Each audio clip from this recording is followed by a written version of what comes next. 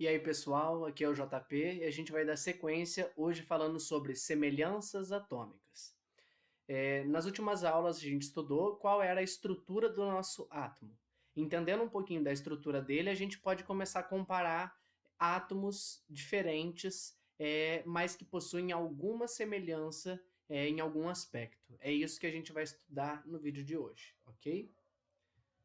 Bom, a primeira semelhança atômica que a gente vai estudar são quando dois átomos são chamados de isótopos. O que são dois átomos isótopos? São átomos que possuem o mesmo número de prótons. Tá aqui, ó, para guardar, ó, prótons, isótopos. Também posso falar que eles possuem o mesmo número atômico. Lembra que o número atômico é igual ao número de prótons.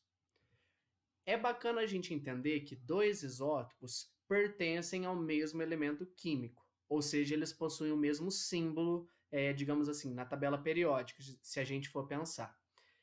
Por que eu ressalto aqui isso? Vamos lembrar de uma coisa: o número de prótons, ou número atômico, é o que caracteriza o nosso átomo para ser de determinado elemento químico. Assim, por exemplo, o carbono tem número atômico 6 e o oxigênio tem número atômico 8. Eu sei falar que é carbono e oxigênio pelo número de prótons. Se dois átomos são isótopos e têm o mesmo número de prótons, eles necessariamente têm que pertencer ao mesmo elemento químico. Outra informação que é muito útil para a gente é saber que, justamente por pertencer ao mesmo elemento químico, eles possuem as mesmas reatividades, ou seja, as propriedades químicas do composto dos dois átomos vão ser as mesmas, certo? Trouxe aqui dois exemplos para a gente analisar. Isótopos do átomo do elemento hidrogênio, ok? Então tem aqui, ó, hidrogênio. Perceba que os três possuem o mesmo símbolo, justamente porque o número de prótons, que é esse número aqui de baixo, é igual, ok? Só que uma coisa interessante é que cada um dos isótopos do hidrogênio leva um nome, tá? Então aqui, ó, quando eu falo aqui de hidrogênio, em geral a gente se refere a esse daqui. Eu tenho também um outro isótopo dele, que é chamado de deutério, e um outro que é chamado de trítio. Perceba que é igual o número de prótons, mas aqui em cima o número de massa é diferente, certo? Para que a gente usa isso daqui? Vamos só entender um pouquinho da aplicabilidade, né? Bom, sem sombra de dúvidas, hidrogênio, esse isótopo aqui, é o mais abundante na natureza, inclusive no universo. O deutério é utilizado quando eu tenho que acompanhar o hidrogênio numa reação química. Então, por exemplo, eu quero saber da onde aquele hidrogênio foi de uma molécula para onde ele foi depois de fazer a reação química, depois de acontecer as transformações. Justamente, eu consigo acompanhar isso quando eu uso deutério, porque a gente fala que eu marquei a minha molécula com um átomo de deutério, por exemplo. E o trítio é utilizado muito em reatores em fusão nuclear, ok? Um pouquinho dessa parte de usinas nucleares e tudo mais. Outro elemento que eu trouxe aqui para a gente analisar, né, os isótopos deles, foi o elemento carbono. Então perceba que todos possuem o mesmo símbolo, porque o número atômico, que é 6, é igual de todos eles. Aqui a gente não tem diferença do nome, tá? A gente só se refere assim, ó, carbono 12, carbono 13, carbono 14. Todos eles são isótopos do carbono, tá? E aí, em termos de aplicação, isso daqui também é o mais abundante na natureza, como eu falei para vocês aqui com relação ao hidrogênio. Então, são os isótopos mais abundantes desses elementos aqui, ok?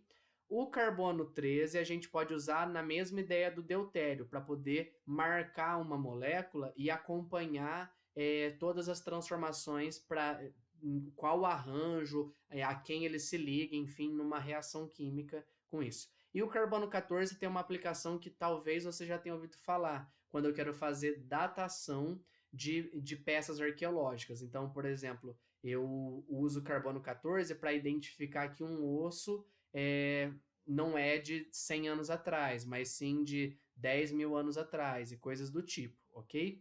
Na nossa aula de radioatividade, a gente vai entender um pouquinho melhor essa aplicação do carbono 14, já que ele é radioativo, ok? Então, trouxe aqui exemplos para vocês dos isótopos. Praticamente todos os elementos químicos na tabela periódica têm isótopos, e dentre esses isótopos nós temos um que é o mais abundante, ou seja, o que aparece mais na natureza, certo?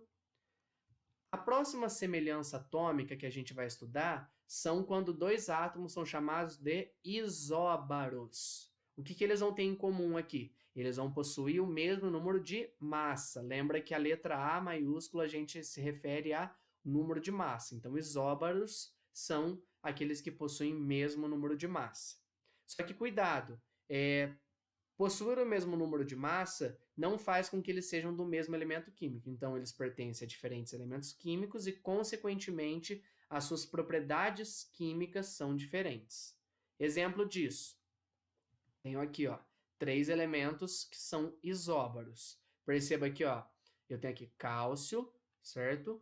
Potássio e argônio. Cálcio, eu sei que é cálcio porque cálcio tem número atômico 20. Potássio eu sei porque é número atômico 19 e argônio eu sei porque é número atômico 18. Mas perceba que aqui em cima, onde eu coloco o número de massa, todos eles são iguais. Assim, eles são chamados de isóbaros, ok? Continuando aqui a próxima semelhança atômica. Temos agora os isótonos. Isótonos, como o próprio nome ajuda a gente a entender, são átomos que possuem o mesmo número de nêutrons. Possuir o mesmo número de nêutrons não faz com que eles sejam do mesmo elemento químico, então eles pertencem a diferentes elementos químicos e, consequentemente, suas propriedades químicas também são diferentes, certo? Exemplo aqui, tem aqui, ó, carbono, possui número atômico 6, e oxigênio, número atômico 8. E aqui o número de massa 14, número de massa 16. Lembra que para achar os nêutrons eu faço de cima menos o de baixo. Assim, nesse primeiro caso do carbono, eu vou ter o número de nêutrons dele vai ser igual a 8. E no caso do oxigênio, o número de nêutrons dele também é 8. Então, eles são isótonos, certo? Próxima semelhança atômica que a gente tem são átomos chamados de isoeletrônicos. O próprio nome ajuda a gente a entender aqui que são quando eles possuem o mesmo número de elétrons, ok? Então, a semelhança deles está no número de elétrons. Pertencem a diferentes elementos químicos, ou seja, o símbolo deles é diferente, e as propriedades químicas também vão ser diferentes. Ou seja, o único caso que você tem que guardar que são do mesmo elemento químico e possuem as mesmas propriedades químicas, mesmo símbolo, é o caso dos isótopos, ok? Que foi aquele primeiro caso que a gente estudou. Trouxe aqui 3 exemplos para a gente analisar. Então, aqui tenho flúor, ok? O elemento flúor, no caso aqui, ele é um ânion, porque a carga é negativa. Ele é um íon, aqui do caso, com carga negativa. Tenho aqui o elemento neônio, que é um átomo neutro, ou seja, não tem carga nenhuma aqui. E eu tenho aqui o elemento químico sódio, que é um cátion nesse caso, porque está com uma carga positiva aqui em excesso. Então, flúor. Vamos analisar o caso do flúor. O flúor tem 9 prótons, que é o número daqui de baixo. O que significa esses elétrons? Esse negativo aqui significa que ele tem um negativo a mais. Ou seja, se ele tem 9 prótons, ele tem que ter 10 elétrons para poder sobrar um negativo. Por isso da carga aqui, 10 elétrons. Caso agora do neônio. O neônio tem 10 prótons. Tendo 10 prótons, como não tem carga, ele também tem 10 elétrons, ok? Cancelo o que é positivo com o que é negativo. E por fim, o caso do sódio.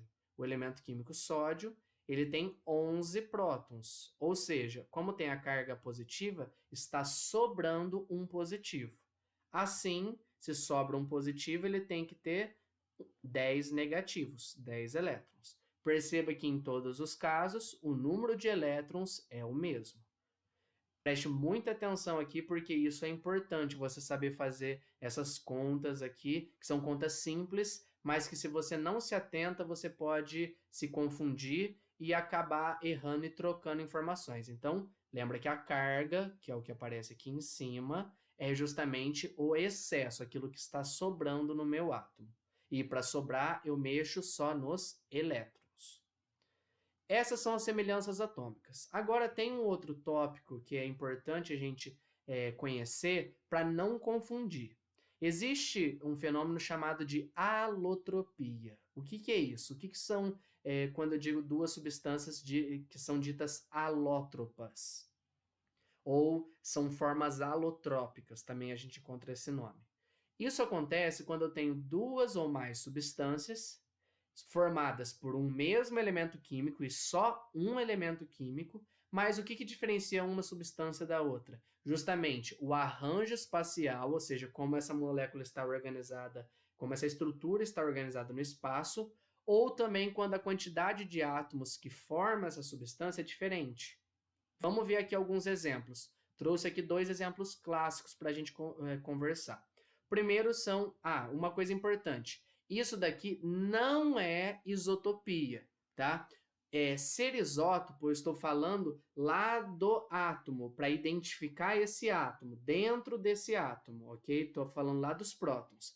Aqui eu não estou falando de dentro do átomo. Quando eu estou falando de alotropia, eu estou falando de organização espacial, ok? Então, assim, eu não mexo lá dentro do átomo, no próton. Eu mexo só no arranjo espacial, como que eu organizo isso tridimensionalmente, certo?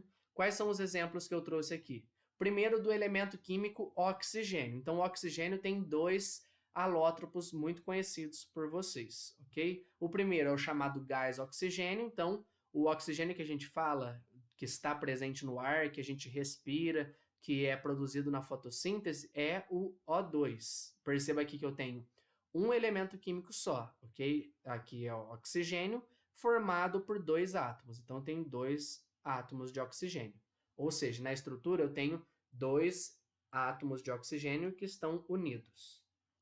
O alótropo desse gás oxigênio é o conhecido gás ozônio, que está presente na camada de ozônio, que ajuda a gente como um filtro solar natural. Perceba que aqui, ó, novamente, eu tenho apenas um elemento químico, que é o oxigênio, só que agora, ao invés de ter uma molécula, uma estrutura formada só por 2 átomos de oxigênio, eu tenho uma estrutura formada por 3 átomos de oxigênio, ou seja, a quantidade de átomos é diferente. Perceba aqui que eu não sei qual isótopo que é, se é isótopo tal ou tal, enfim. Eu só estou me preocupando aqui com o arranjo espacial disso, ou com a quantidade de átomos.